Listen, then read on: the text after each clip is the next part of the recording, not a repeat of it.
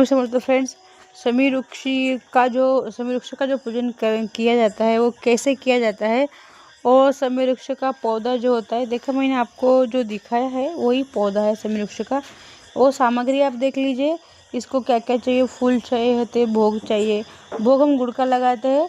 धूप, माचिस, कच्चा दूध, जल 2 पात्र में लेते हैं। एक अर्घ के लिए देते हैं और एक आचमन के लिए। तो सरसों का तेल का दिया, हल्दी, कुमकुम, अक्षत, चंदन और पान के पत्ते को हम गुड़ रख के भोग लगाते हैं।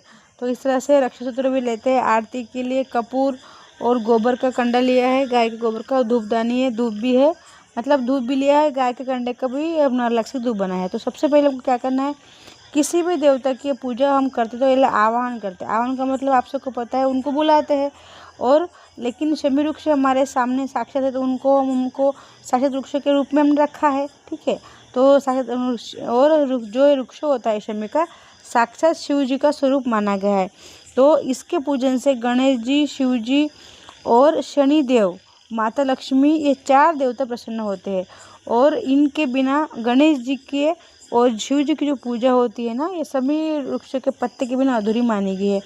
तो पहले आपको क्या करना है, पहले शमी वृक्ष को स्थान देना है। स्थान देने के लिए हाथ में पुष्प अक्षत लेना है और उनको अर्पण करना है। हमको स्नान देना है। स्नान देने के बाद में उनके चरण हम धोते हैं, तो उनको चरण धोने के लिए पहले एक आचमनी जल चढ़ाना है। फिर आचमन के लिए जल देना है। जैसे बाद में अर्घ के लिए, अर्घ जैसे कि हाथ धुलाते हैं, उसके लिए हमको उनको जल देना है। और एक बार जल देना है। और एक बार हम कुल्ला करने के लिए जल देते हैं। जैसे कोई मेहमान घर में है तो पहले हम पग पैर धुलाते हैं, पैर हाथ धुलाते हैं, फिर बाद में वो आचमन के लिए जल देते हैं। फिर इसी प्रकार से 4 बार हमको जल देना है। और एक बार और हमने उनको 3 बार जल दिया है। अभी उनको स्नान के लिए जल देना है। तो पहले शुद्ध स्नान देना है, बाद में गंगा जल से स्नान करना है।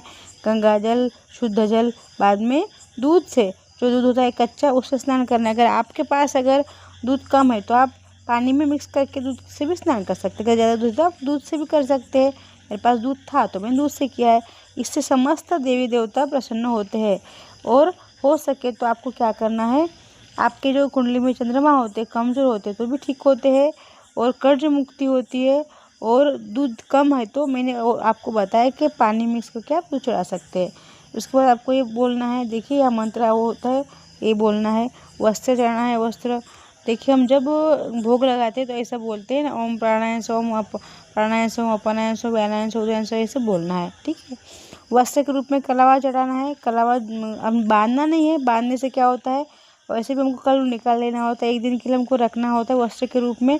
तो बांधिए मत, खाली उनके ऊपर मतलब वृक्ष के ऊपर रखिए, चढ़ाइए और ले लेना है, ठीक है। दूसरे दिन हमको ले लेना होता है। तो वस्त्र, उपवस्त्र देना है, कलावा लेना है, कलावा अर्पित करना है। और पुष्प, चंदन आपको अलग अलग नहीं जाना है, फूल को लगाना है। पहले पुष्प को लगाने के बाद चंदन लगाए, रोल लगाए, अक्षत रख देना है पूजन के लिए। इस तरह से हमको करना है। और धूप देना है, दीप देना है। उत्तर दिशा में मुख रखना है, दिए का दिया हुआ रख देना है। नैवेद्य रखना है गुड़ का, पान के ऊपर, पान के पत्ते के ऊपर। और हमको वो वही रख के नहीं छोड़ना है फ्रेंड्स, क्यों, तो हम वहाँ छोड़ देंगे तो वहाँ छोड़ने से क्या होता है, चींटी लगती है, कीड़े मकोड़े आते हैं और झाड़ को परेशान करते हैं। तो मंत्र बोलना है। देखो मैंने बताया आपको भोग का मंत्र, जैसे भोग लगाते तो कौन सा मंत्र बोलना है, प्राणायाम सो, ये सब मैंने बताया हुआ है, ठीक है, लिख के दिया है। जल चढ़ाना है 3 बार।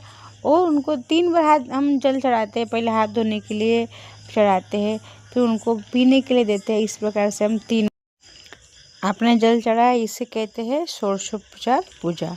उसके बाद आपको क्या करना है, आपको आरती वृक्ष को देना है, स्वयं नमस्कार करना है, परिक्रमा करना है। अगर जगह है वृक्ष के आजू बाजू तो 3, 5 या 7 आप परिक्रमा कर सकते हैं।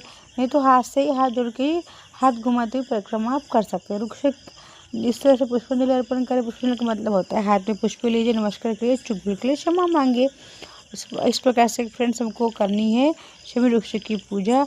और वो जो मिट्टी होती है, तो मिट्टी का तिलक हमको कर लेना है। आप इससे 3 लोग प्रसन्न होते हैं। आपको जानकारी